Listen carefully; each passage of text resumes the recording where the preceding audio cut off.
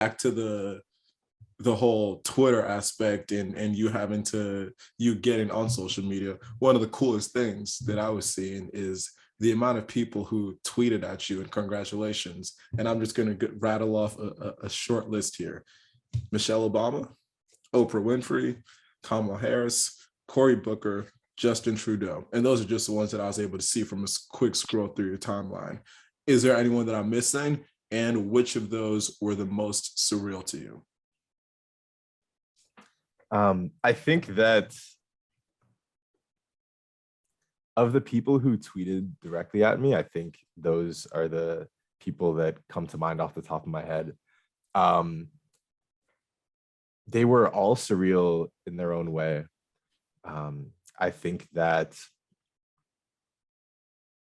this was very much happening during a time when I was still focused on like handing in my final projects. I don't think I had any final exams that semester.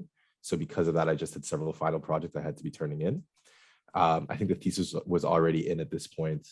And then there was also the further backdrop of me receiving an insane number of media requests to give interviews to various news channels. So I actually was very grateful to have the communications team at Princeton helping me manage a lot of this inbound. In particular, they set up a little Twitter filter to kind of filter through all the tweets that were adding me. So they were the folks who always flagged these tweets. And I think that no question that Michelle Obama, such a distinguished Princeton alum, very much a person that I look up to, absolutely loved reading her book, Becoming, and learning about both her time at Princeton and her time beyond that. No question that, that tweet was one of the ones that hit closest to home. Seeing Justin Trudeau, Prime Minister of Canada, I'm a proud Canadian. For anyone who does not know, seeing that happen was really incredible and almost full circle, because I've actually had the chance to meet Mr. Prime Minister Trudeau before, when I was much younger. I think I was around the age of 12 or 13.